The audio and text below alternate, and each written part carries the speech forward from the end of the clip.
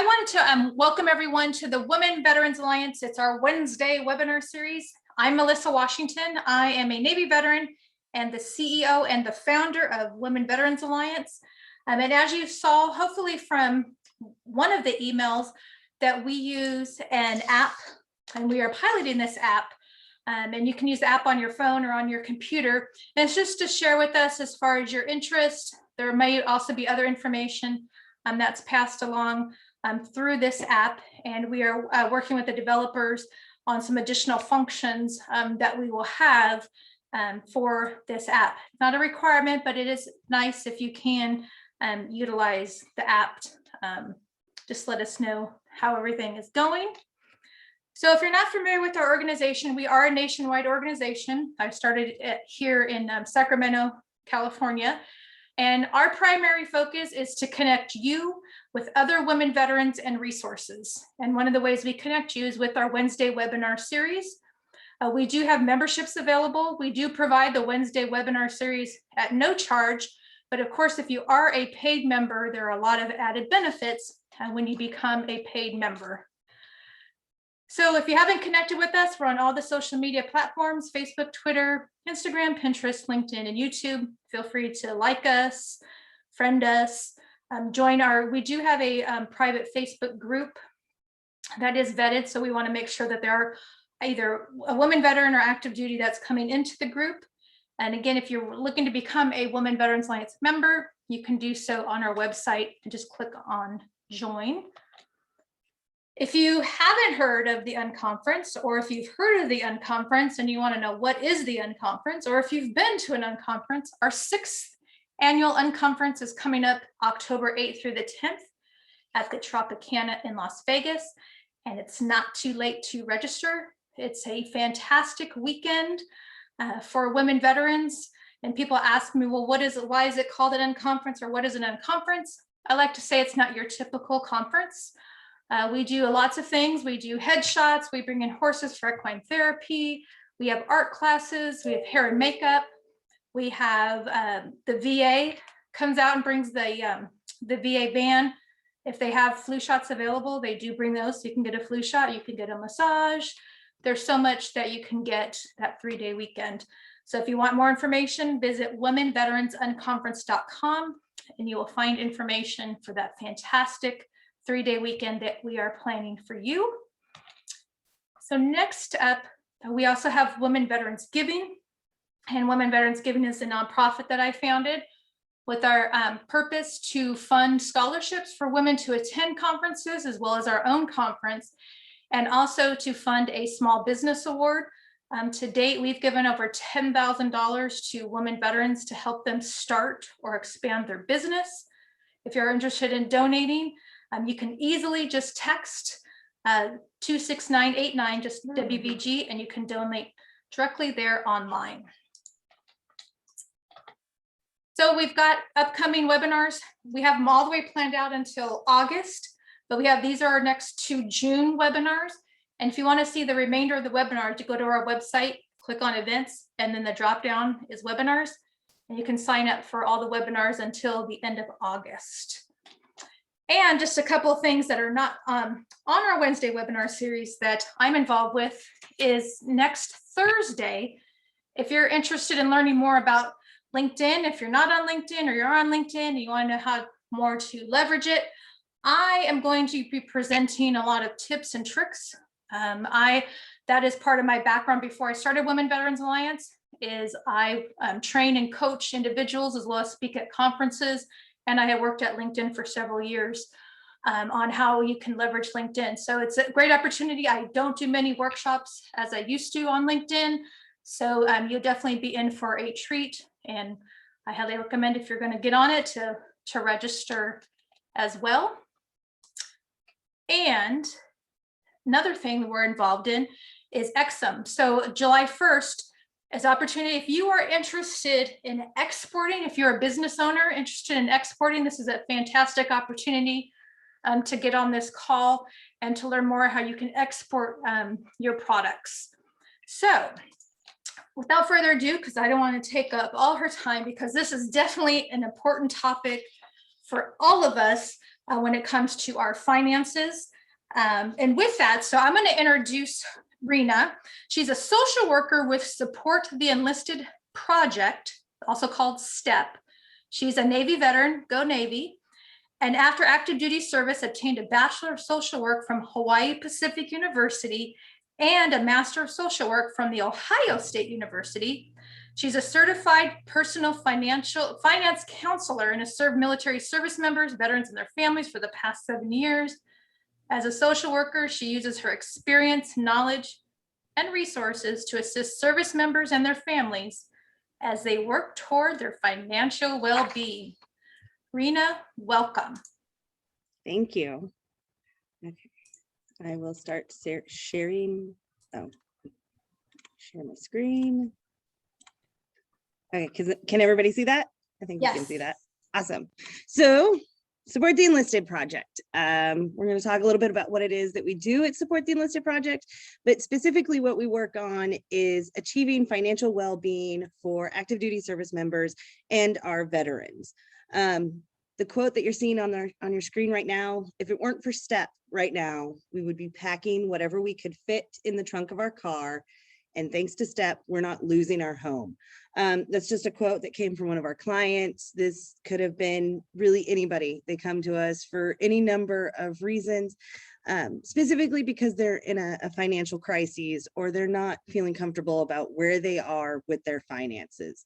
Today, this is the Financial Freedom Workshop, and what we're going to talk about is kind of before you get to that financial crisis, making sure that you are able to do what it is you want to do with your finances, because it's your money, it's your decisions, and we want you to feel secure in your financial future. Is it going to click? All right, there we go. So pave your path to financial self-sufficiency. For those of you, I know on a webinar, sometimes people feel completely open about asking questions. Sometimes you may not. If you have questions that you really want answered or you want to work with us, my contact information is right there. You are more than welcome to save your questions and we can schedule an individual time to go over them. Just want to make sure that you have my information. So paving your path to financial self-sufficiency. So we're going to talk about financial goals, your resources that are available to you, and then how to manage that into developing your path to what it is you want to see happen with your finances. Financial goals. So these can be pretty different from person to person. Financial goal development is a little bit more than just saying something along the lines of, well, I want to be able to buy a house in 5 years, or I want to make sure I can retire, when it's time for me to retire. Financial goals can be as little as, I just want to have more money left over at the end of the month, or as big as, I want to pay off all of my debt and live a cash only lifestyle, and then everything in between.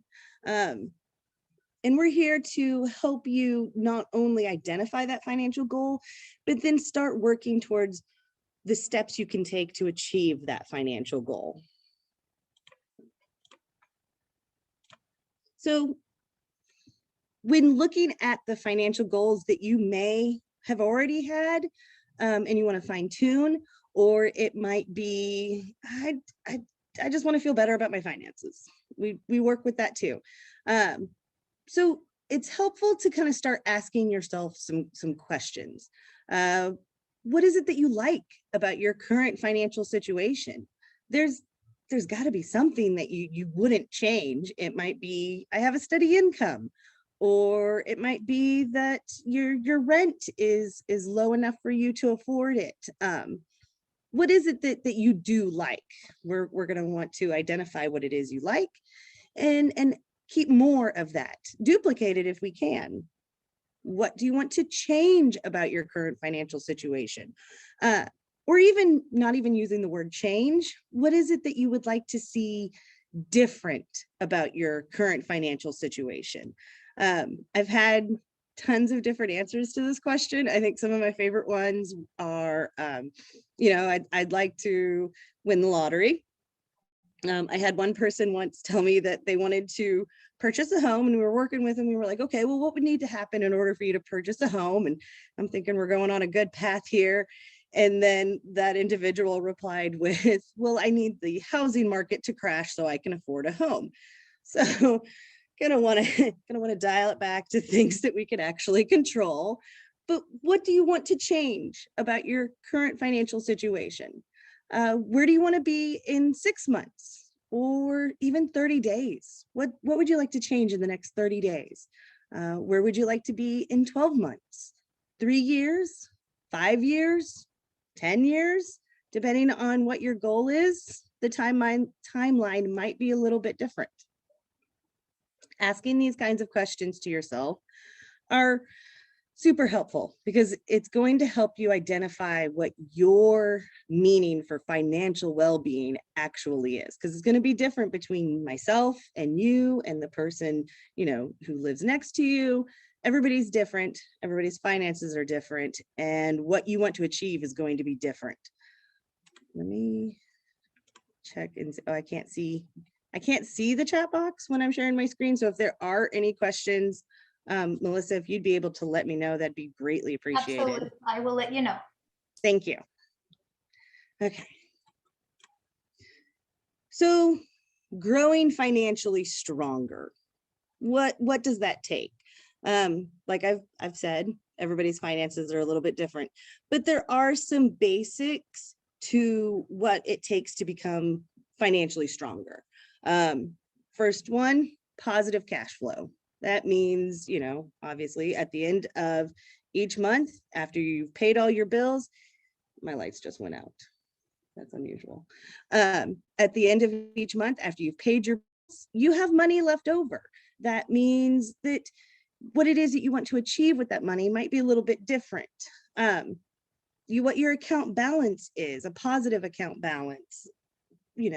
Everybody has at least once in their life fallen victim to the overdraft fees at their financial institution. If you're stuck in a cycle of using that overdraft to help you meet your monthly expenses, what are some steps that would be helpful to you to overcome that cycle of overdraft? Paying on time. That's a basic, good starting point goal. If you're having trouble developing a plan to ensure that your bills are paid on time, reducing debt, increasing savings, and then of course developing an emergency fund. One of the differences between increasing savings and an emergency fund is a savings is for a specific purchase. An emergency fund is obviously for those emergencies. And then as you become more and more financially stronger, you'll reach out to a certified personal financial planner. The difference between a certified financial planner and a certified personal finance planner like myself or counselor, the financial planner is going to want to talk to you about those long-term financial goals like retirement and planning for your children's future or whatever else it is, depending upon where you are in your life. I'm here to help you develop those strong financial behaviors to get you ready for that certified financial planner.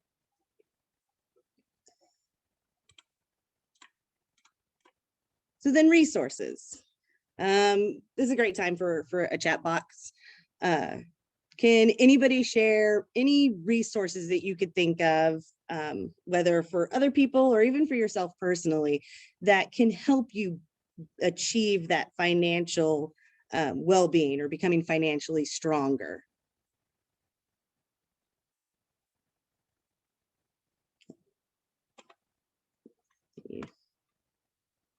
Oh, I can't see the We chat. got stock market. Yeah, stock market. Some of that there's risks involved in that, but yeah, definitely, making sure you're putting your money to work. Dave Ramsey, Financial Peace University. Yeah, Dave Ramsey has a lot of really good methods for becoming financially stronger. However, it is important to know that the Dave Ramsey, method may not fit everybody. So if, say, somebody's tried Dave Ramsey and said that did not work for me, that's okay. Now you know what doesn't work, so you don't continue repeating it. Let's see, we've got book The Richest Man in Babylon. I gotta say, I'm not familiar with that book. I'll have to look that one up and check it out. So we've got investments, IRA, 401k, and someone attended a series of women's money seminars. Yes, yeah, education and learning more and getting those strategies that are effective. So we have a high interest savings account, investment portfolio, and that's all I've got so far. Okay, Good one. Those are all good ones. Okay, so here are some other resources that you may not have immediately thought of. One of the best resources is yourself, your knowledge. You know exactly what your income is, you know what your expenses are, and you know what debt or responsibilities you have. That's key. You know yourself and your knowledge. You also know what your strengths and your skills are. And we're going to want to capitalize on that. I mean, what is it that you said, looking back and go, okay, when it comes to my money, what is working for me? What's working? Identify that and keep doing that. Some others are your strengths. I'm sure that many of us, we're all veterans, and we can think back to a time when finances were tight. The military messed something up about our paycheck, whether we didn't get it or they overpaid us and then took it back, or moved somewhere along the way, just totally set everything askew. How did you overcome that? How did you keep it from getting worse? Those are your strengths. Those are your skills. And it shows your resiliency and how that brought you out of that financial difficulty. I think I saw the chat box go off. Right. So somebody mentioned the free annual credit report, pull it quarterly. So I don't know if they're still doing it, but during COVID, you were able to pull your annual credit report from all three agencies once a week because of all of the COVID scams. And they were like, let's just open it up to everybody. But you're absolutely right. Knowing what's on your credit report is crucial. One, you want to be able to know what your responsibilities are, keep track of where your credit score is at. And then, of course, it's a great way to make sure that you can dispute anything that's wrong and catch any types of fraud that might be there. We all know, like, if you're 30 days late, your agency is going to be quick to report you late, but they're not always so quick to report that you've paid off an account. So it's important to check it to make sure that everything on there is accurate. Automatic payments on bills. That's a great strategy to make sure that you're making those payments on time. Credit Karma is fantastic. Yeah. Although it is important to remember that Credit Karma uses different types of scoring, and not everything will show up on Credit Karma, but it's a good way to keep track of if a score has jumped or if your score has dropped, and can alert you to other things that you need to keep track of. Your income is another resource. We've already mentioned investments as a resource, but your income, whether that's a benefit or your regular employment, that's a resource, and you're going to want to maximize that. Your ability to increase income. Sometimes if you have a spouse, maybe they can become employed. You might be able to get a second job. Another way to increase your income comes from doing a little bit of research. So that might include checking out what your deductions are on your pay stub. More often than not, some people are having less or have too few deductions. So granted, in April, they're getting a great tax return, but they're kind of giving funds to the federal government each year without even drawing on interest. So making sure that your tax deductions are correct. You might be able to call up some of your service providers, whether that's your cell phone or internet, car insurance, and asking them, hey, do I have the best rate right now? Is there a promotion? One of the strategies I had a client do is they called up their internet provider and basically told them, I was like, I'm tired of paying too much. I'm just going to cancel my service. And they ended up giving them a promotion for the next year that saved them, I think, like $20 a month. $20 is $20. You never know. Call and make sure that you're getting the best rate. Is that a service that you need right now? Is that something, are you paying twice for the same service? Are you paying for data on your cell phone and having internet in the home? Really just kind of looking at ways to increase the money coming in and reduce the money that is going out. You know, cutting back on expenses, on those expenses that you can control. And then the biggest resource you have is your ability to follow through on your plan. And that's where the those questions you were asking yourself earlier about your finances, what is it that I want to change? That's really going to make sure that you are successful in executing your plan, because it's not only going to increase your investment in that plan, but it's going to be something that you know that you want to do, you need to do, and you're going to develop how it is you're going to do it. Because what the steps I might take to reach that goal may not necessarily be the same steps you would take to reach that same goal.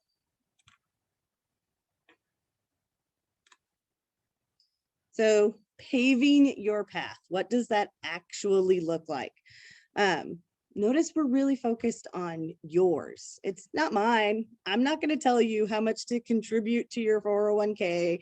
I'm not going to tell you how much you should be paying for your internet. It's your path. This is your finances. It's what you want to do with it. And I'm just here to support that and guide you as you're making this plan and executing it. So let's see if I can put it in the chat box. Whoops. I have a spreadsheet to share. Maybe, let's see if I can do it.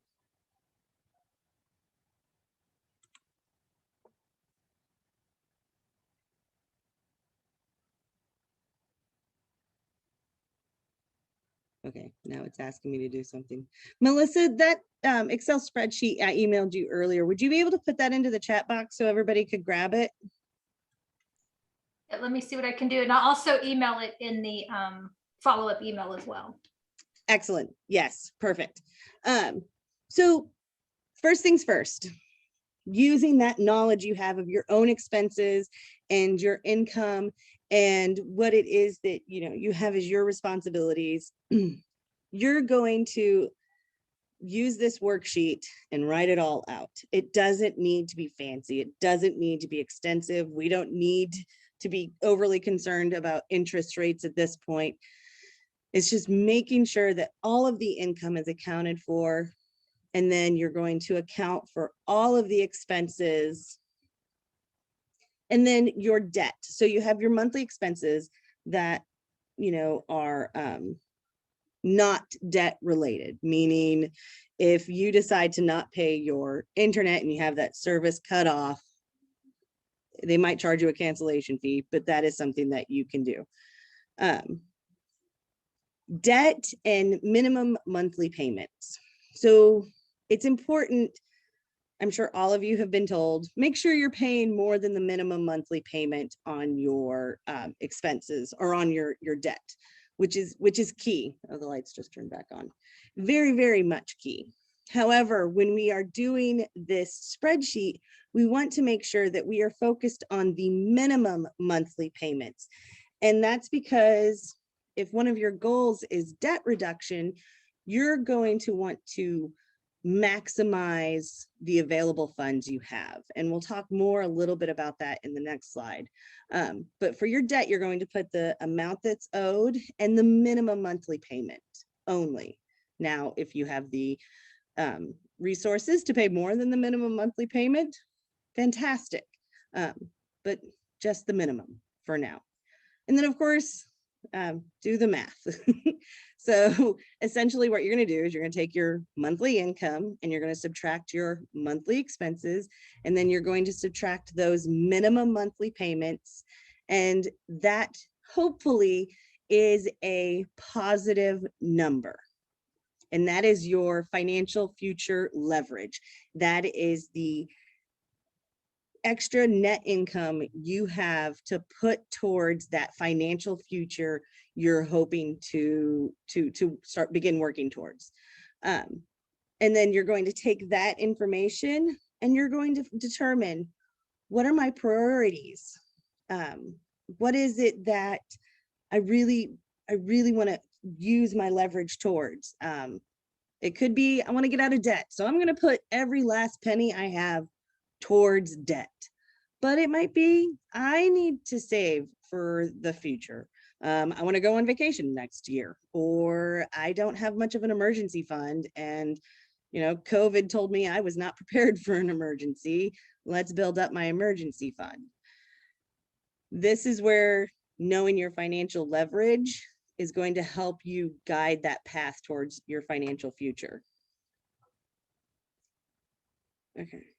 Okay, so Peggy says, I use a spreadsheet. I put the amount spent and when paid, and I do a diagonal line through it. Paid off, blank boxes. Yeah, that's that's excellent. I love that. You diagonal line through it. That way you don't go, wait a minute, did I pay that bill? You look at your spreadsheet and you know automatically, yes, if there's a diagonal line through it, I have paid it. And then Fanny, is there so we were hoping to put the spreadsheet into the chat box, but I think we'll just have to email it after the webinar to make sure everybody gets it. But we'll be providing a copy of the spreadsheet to you. Okay, next. So we were talking about your financial leverage. How much can you put towards your financial goals? And where is the best place to start?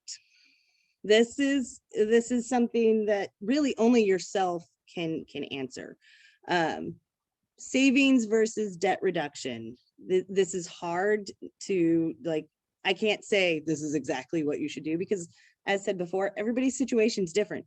You might have very, very low debt and no savings, but you might still want to be reducing your debt. You may not have fully reached that goal, but you also might be thinking, I want to go into savings. It's really what's going to be your priority. What is most important to you? When it comes to the numbers, so most savings accounts are going to give you, I mean, even high yield savings accounts, maybe 3%. It's usually only for CDs though. So that means that's going to be money that's locked up, versus maybe considering how much interest you're paying on a credit card. I mean, even that could vary anywhere from, I mean, if you've got a really good credit card, 8% to 35. I mean, depending on who it is that's giving you that credit card. So in the grand scheme of things, savings versus debt reduction, I guess it kind of depends on what's more critical for you, but for some it's debt reduction before savings, and then until they get their debt paid off, they're going to have a credit card that's determined to be their emergency credit card, meaning I only use this in an absolute emergency. Some people, they want savings. They want to build up a savings so then they don't have to use a credit card at all. They want to be able to cut up those credit cards and never worry about them again. High interest versus lowest balance. Oh, there's the spreadsheet for everybody. So for those of you who probably have gone through Dave Ramsey's book, you've probably heard of this, but it's avalanche or snowball. So the avalanche method, when working to pay off debt, starts with the highest interest first. And that's the account that you are going to pay to send every extra penny to. All of your other debt accounts are going to get a minimum monthly payment. If your minimum monthly payment is $10 on that credit card, it's getting $10. And every spare penny is going to that highest interest debt. Or there's the snowball method, where you pay the balance that is the lowest. So if you have a debt that's $20, you're going to put all of your money towards that debt that's $20. And I don't mean the minimum monthly payment, I mean the lowest balance. And then as you pay off each debt, you're going to take that and snowball it into the next debt. Very much like Avalanche. In Avalanche, when you pay it off, you're going to take that amount that you were giving to that debt and move it into the next one. Honestly, what's going to keep you more motivated? That's where what I ask clients when they're talking about, well, should I start with the highest interest or the lowest balance? What is going to keep you more motivated? Paying off the interest or seeing those small wins as you go along the snowball method? Me personally, I prefer snowball. I want to be able to see some milestones being made, or else I'm going to lose that motivation I have. So really that's looking at your financial situation right now, and also knowing yourself when you're determining which direction you're going to go and where you're going to start. Can anybody else think of any other considerations that might impact where you start on your finances?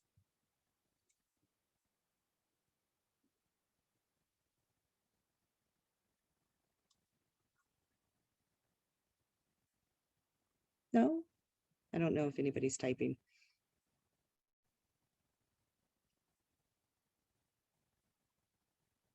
Yeah, owing on income taxes. That's a big one. Financial knowledge. Yeah, if you're kind of at the beginning of learning about your finances, definitely reach out to somebody to kind of bringing that financial education so you're ready to make some hard financial decisions. Paying yourself first. Yeah. Honestly, I've been teaching people, specifically my children, that paying yourself first is a bill, and it should be on your expenses each month. So Peggy, that's a great idea, to put funds into savings, use the credit card for travel because that helps give you protections, and then pay it off with the savings upon return.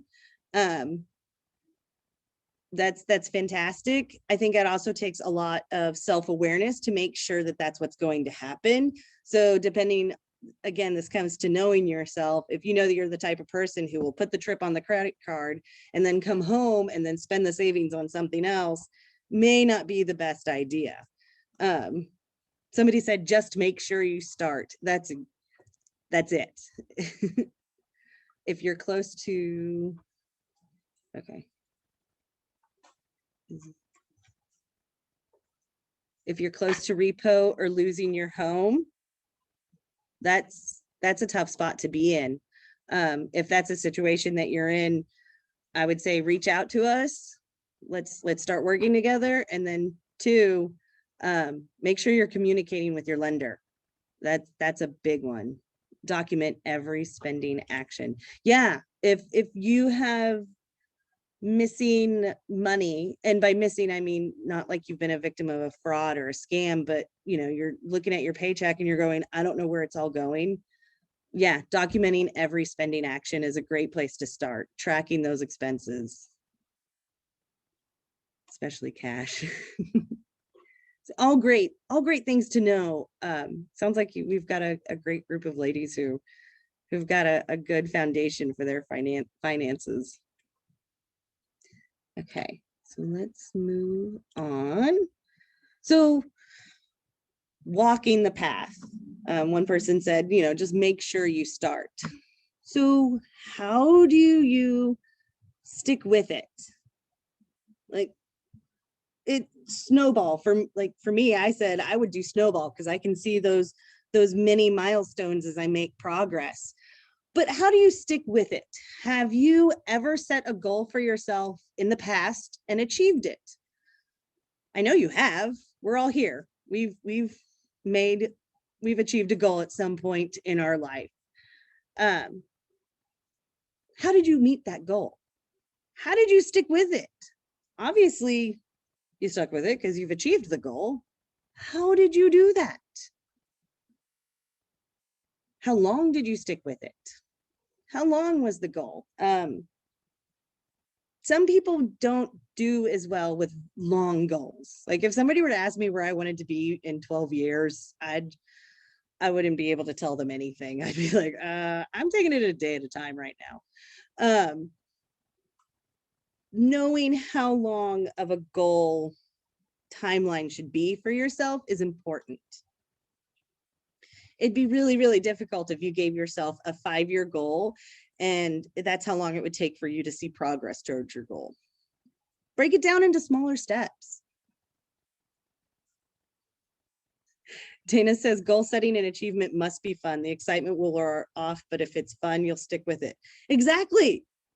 Stay focused on that end goal. Stay focused on the positive. It's okay to daydream about what it's going to be like when you get this financial goal knocked out of the park. You get to retire when my debt is paid. Oh, I bet that is highly motivating. Highly motivating. Yes, reward yourself for goal achievement. So one of the things that we kind of work with our clients is if they're working towards debt reduction, when we're building this plan with them, and we'll have like a timeline showing like, hey, you're going to pay this debt off, this month of this year.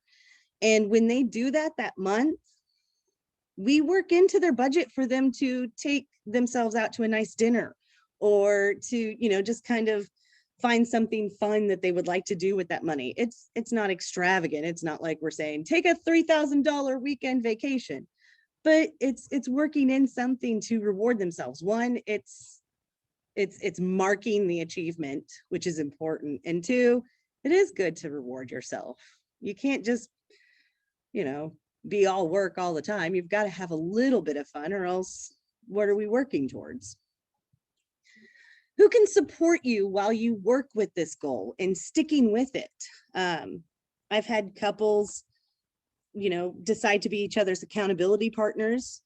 I've had not necessarily support, but I have a lot of mothers who say, I'm doing this for my children so they can have a better future than I did starting off. Sometimes it's a friend, sometimes it's a mentor, sometimes it's Support the Enlisted Project. And we, work with our clients for a year and support them as they work towards these goals. So here's where I talk about us. So Support the Enlisted Project. We, like I said, when we started, we want to build financial self-sufficiency. That doesn't mean we're going to say, oh, you have enough money now, no more financial crises are ever going to happen to you. But it means when that crisis does happen, it's a small crisis, and you have the skills and the resources and the knowledge to turn that crisis into just a small blip on the radar. Be like, yeah, no biggie, had it handled, and you keep on going. We do this to active duty service members. We provide it to our veterans, and we also provide it nationwide, this finance counseling aspect of our programming.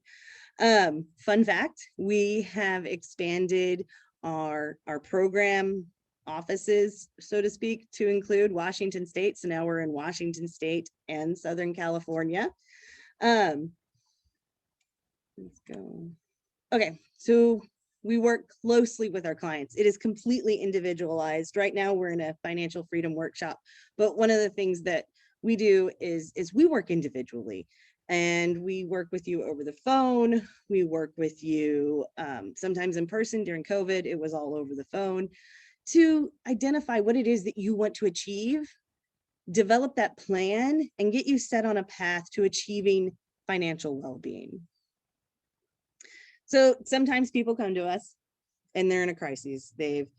Something has happened. They're behind on their rent or their mortgage or a car payment, or we've had families who were expecting and didn't have a crib or a car seat for the baby. And they reach out to us because they're struggling and they're reaching out for help. About 50% of the time when people are reaching out to us, it will take a grant to get them set on a path to financial self-sufficiency, which means, 50% of our clients get a grant. However, that also means that 50% of our clients are able to pull themselves through this using their own resources and skills, which I absolutely love, knowing that it's not that we helped them, it was that we were there to support them during this crisis. So we also have secondary programs. So like this workshop, we also have warehouse visits. We have Christmas programs. We have a Thanksgiving program. We just did a mattress giveaway, tons of other different types of programs. And honestly, the best way to find out is to check out our website and keep track of us on social media. You never know what's going to happen. For example, 4 months ago, we had 53 pallets of hand sanitizer donated to us. So you never really know what's going to show up at Support the Enlisted Project. And I always encourage clients to reach out and just ask, because you really never know what we might be able to offer. And I think that's pretty much it. Any questions?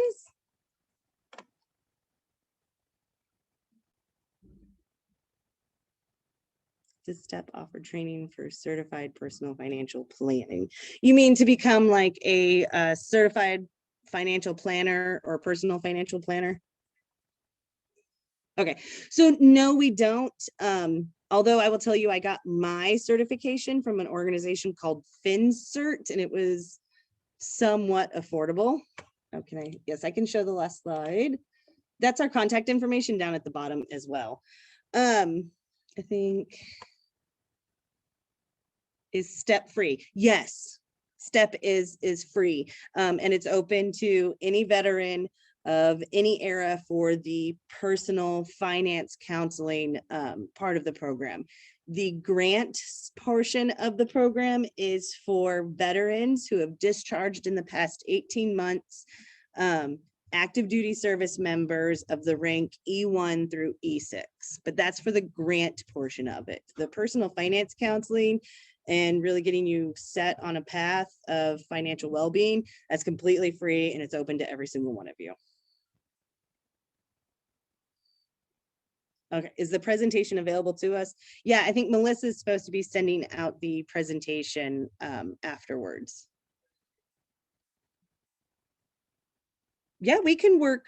Do our services offer help on how to create a budget for self-employment? Yes, we can definitely work on setting a budget for self-employment. Might be a little bit more intricate. I will say I've never done one specifically for that purpose, but we definitely could. Yes, Peggy, please post this on your information on the Facebook page. The more people that are aware of us, then the more we can reach. And I'm sure as veterans, it's half the time, it's not necessarily what you know, it's who you know. So that networking aspect is critical.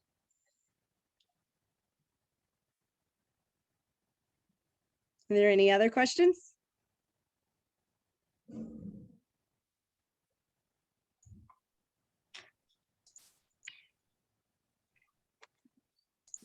Okay, I'm going to stop sharing my screen now, Melissa. Okay. There we go. Yay, it's everybody. All right. Let's see, we got, oh, thanks for the info. This was great. No, this was fantastic. And like was mentioned, but like Rena just mentioned, I will be sending out the slide as well as the budget worksheet. And once I get this uploaded to YouTube, it also contains the link so you can watch the YouTube video as well. So I wanted to thank you so much for your time today, Rena. Very informative. And thank you all. And hopefully we'll see you on the next Wednesday webinar series. Thank you. Thank you. There was